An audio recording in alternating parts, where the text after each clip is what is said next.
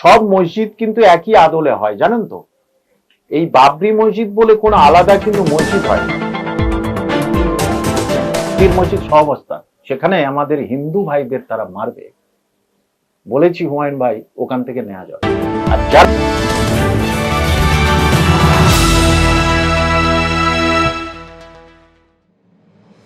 বাবরি মসজিদ নির্মাণকে ঘিরে দেশজুড়ে তৈরি হচ্ছে তীব্র বিতর্ক। ক্রাউড ফান্ডিং, বিদেশি অনুমান, অডিট ও রাজনৈতিক স্বচ্ছতা সব মিলিয়ে একের পর এক প্রশ্ন। এইসব অভিযোগ ও সন্দেহের সরাসরি জবাব পেতে ট্রু নিউজ বাংলা পৌঁছে যায় জনতা উন্নয়ন পার্টির প্রধান বক্তা কামাল হোসেনের কাছে। হুমায়ুন কবির ও জেইউপির তহবিল সংগ্রহ ঘিরে আজকের এই এক্সক্লুসিভ প্রশ্ন। আপনারা দাবি করেছেন বাবরি মসজিদ নির্মাণের জন্য সারা বিশ্ব থেকে অনুমান এসছে, ঠিক কোন কোন দেশের মুসলমানরা এই তহবিলে অংশ নিয়েছেন? আরব থেকে আসছে, দুবাই থেকে আসছে, আমেরিকা থেকে আসছে, ইংল্যান্ড থেকে আসছে, সৌদি আরব থেকে আসছে, কিন্তু বাংলাদেশ থেকে আমরা নিচ্ছি না। যারা আমরা হিন্দু মুসলিম পাশাপাশি থাকি, মন্দির মসজিদ সহাবস্থা, সেখানে আমাদের হিন্দু ভাইদের তারা মারবে, বলেছি হুমায়ুন ভাই, ওখান থেকে নেওয়া যাবে না। আর যারা আমাদের মুখ্যমন্ত্রী বিরোধী হই, আমার মুখ্যমন্ত্রী, যে আমার মুখ্যমন্ত্রীর নামে কটু কথা বলে, তোকে বিয়ে করব, সেই তাদের বয়কট করা। ঠিক আছে? যে মসজিদ তৈরি হচ্ছে, সারা বিশ্বে একটা আবেগ হয়েছে সংখ্যালঘুদের। বাবরিটার কথা আমি যাচ্ছি না, মসজিদ বাবরির হয় না, যে মন্দির তৈরি করেছে সেই তার হয় না, সেটা কালী মন্দিরই হয়। মসজিদ আল্লাহর ঘর, কিন্তু একজন তৈরি করেছিলেন বলে এই জন্য নাম হচ্ছে বাবরি। তো এই সমস্ত জায়গা থেকে যে অনুদান আসছে, সেগুলোর উনি প্রত্যেকটাকে কিন্তু বিল দিচ্ছেন, এবং তারা চেকে দিচ্ছে, ক্যাশে দেয়নি, বাইরে থেকে যারা আসছে দিচ্ছে, চেকে দিচ্ছেন। উনি বলছেন চেক ছাড়া আমি নেবই না।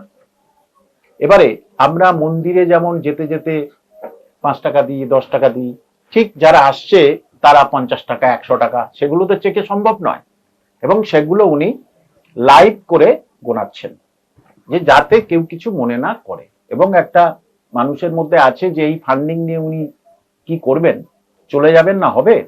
আজকের আমি বলছি আপনার সামনে, কথা হলো একটু আগে, ব্যাঙ্গালোরের একটি সংস্থা, সে 15 ফেব্রুয়ারির আগে পিছে মসজিদ তৈরির কাজ শুরু করবে। সুতরাং এত বিপুল ও বিভিন্ন উৎস থেকে আসা অনুদানে হিসাব রাখার জন্য কি আপনারা কোনো পেশাদারি অ্যাকাউন্টেন্ট বা নির্দিষ্ট আর্থিক ব্যবস্থাপনার কাঠামো করেছেন?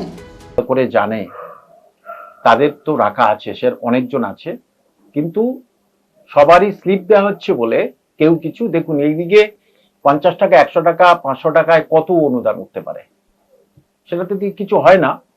যারা বলেছেন আমরা, দেখুন লোকমুখে শোনা যাচ্ছে যে বলেছে আমি 100 কোটি দেবো, সে কিন্তু আদৌ দেয়নি।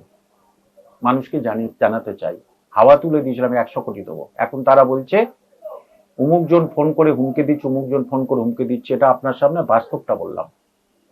যে বলল ওদিন 1 কোটি টাকা দেবো, তখন আমি ওর হুমায়ুনদার সঙ্গে আমার সম্পর্ক ছিল না, দল গঠন সময় তখন বললো যে আমি 1 কোটি টাকা দেবো, সুন্দরবনের একজন, সে এখন দিচ্ছে না। আজকেরই বলে দেওয়া হলো আপনি দেবেন না। এই যে মানুষকে হাওয়া তুলে দেওয়া হচ্ছে, যে আমি এত টাকা দেবো, কিন্তু যে অত টাকা নেই, অত টাকা দিচ্ছে না। বাইরের যা অনুদান, সেখান থেকে মসজিদ খুব সহজেই হয়ে যাবে। যে মন্দির নির্মাণের ট্রাস্টে যেমন কোনো টাকা এদিক ওদিক হয় না, মসজিদ নির্মাণের জন্য ঠিক। কারণ দেখুন, আল্লাহর ঘর বাঁধার জন্য দিচ্ছে, ঠাকুরের ঘরের জন্য টাকা দিচ্ছে, সেখান থেকে হিন্দু প্রাণ আর হিন্দু ভাই বোন ধর্মপ্রাণ, মুসলমান ভাই ধর্মপ্রাণ, তারা জানে একটা পয়সা নিলে পাপে পড়ে। এটা বাঙালির আবেগ, আমরা ধর্ম ছাড়া এক পা নড়ি না, খেতে পাই আর না পাই, আমরা কিন্তু মসজিদে মন্দিরে দান করি। ঠিক তেমনি যারা বলছে মূর্খের মতো, তারা ধর্মের আশিস তাদের মধ্যে নেই, ধর্ম সম্বন্ধে কোনো আইডিয়া তাদের মধ্যে নেই, তাই তারা এই কথা বলছে। ওয়েলকাম করি, ওখান থেকে যারা আসবেন ওয়েলকাম করি।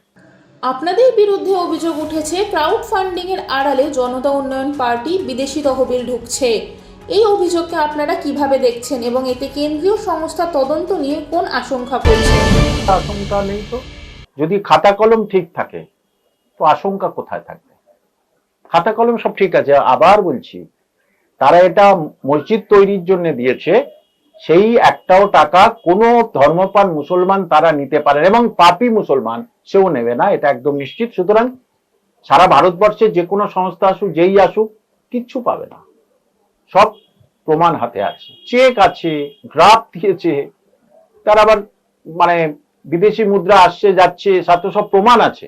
সেন্ট্রাল গভর্নমেন্ট সেটা তো লক্ষ্য করছে যে মসজিদ যে তৈরি শুরু হবে, দেখবেন আরো বেশি অনুদান আসবে। বাবরি মসজিদ নির্মাণে যে নগদ অর্থ ব্যয় হয়েছে তার হিসাব আপনারা কিভাবে নথিভুক্ত ও সংরক্ষণ করছেন? রাজমিস্ত্রি যারা তারা বলতে পারবে না, আমি তো ওটা বলতে পারবো না। মোটামুটি উনি কত কোটি কি একটা বললেন, আমি এই মুহূর্তে ঠিক ভুলে গেছি আর কি, তবে একটু জাঁকজমক ভাবে হবে আর কি। আবার বলছি, সব মসজিদ কিন্তু একই আদলে হয়, জানেন তো। এই বাবরি মসজিদ বলে কোনো আলাদা কিন্তু মসজিদ হয় না, উপরে বাবরের ছবি থাকবে এমন কোনো মসজিদ হয় না। সব মসজিদের পরিকাঠামো যা, এই মসজিদের পরিকাঠামো একই। আপনারা কি এখনো পর্যন্ত বিদেশের কোনো সংস্থা বা ব্যক্তির কাছ থেকে আনুষ্ঠানিক রেমিটেন্স চ্যানেলের মাধ্যমে গ্রহণ করেছেন? সংস্থা দিচ্ছে বলে এখন এরকম হয়নি। সাধারণত এখানে অনেক এনজিও কে বিদেশি সংস্থাগুলো পয়সা দেয়, কিন্তু আমাদের কোনো এখন এনজিও কোনো পয়সা দেয়নি। ব্যক্তি যে পশ্চিমবাংলার বাসিন্দা, মুর্শিদাবাদের মাটিতে তার জন্ম, সে সন্তুষ্ট হয়ে টাকাগুলো দিচ্ছে। বিদেশে ব্যবসায়ী তারা চাকরি করে, তারাই কিন্তু এগুলো দিচ্ছে। যে দুবাইয়ে বাড়ি সে এখানে দিচ্ছে, এটা ভুল কথা।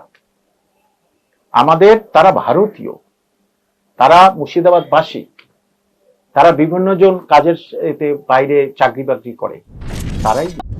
তহবিলের উৎস নিয়ে জনমনে যে সন্দেহ তৈরি হয়েছে তা দূর করার জন্য একজন স্বাধীন জাতীয়ভাবে পরিচালিত বহিরাগত অডিটর দিয়ে পূর্ণ হিসাব নিরীক্ষা করতে কি আপনারা সম্মত হবেন? কোনো অসুবিধা, যে কেউ আসতে পারে, কোনো অসুবিধা, সে দেখতে পারে। সেন্ট্রাল গভর্নমেন্ট তারা ভিজিলেন্স বসাতে পারে, ইনকাম ট্যাক্স ইডি তারা দেখতে পারেন, কোনো অসুবিধা নেই। কারণ যারা ওখানে গেছে, যারা ওখানে গেছে, ইভেন আপনি অবাক হয়ে যাবেন, যে বালি দিচ্ছে তাকে রিসিপ্ট দেওয়া হচ্ছে, যে এত বস্তা বালি দিয়েছে সেই রিসিপ্ট দেওয়া হচ্ছে। যে বালি দিয়ে কেউ ঘর বাঁধবে, ইট দিয়ে ঘর বাঁধবে, তাদের রিসিপ্ট দেওয়া হচ্ছে। প্রথম প্রথম হয়নি, প্রথম প্রথম তো উনি বুঝতেই পারেননি যে এত আবেগ কাজ করবে, তারপরে কিন্তু উনি ফাঁকা কাজ করবেন।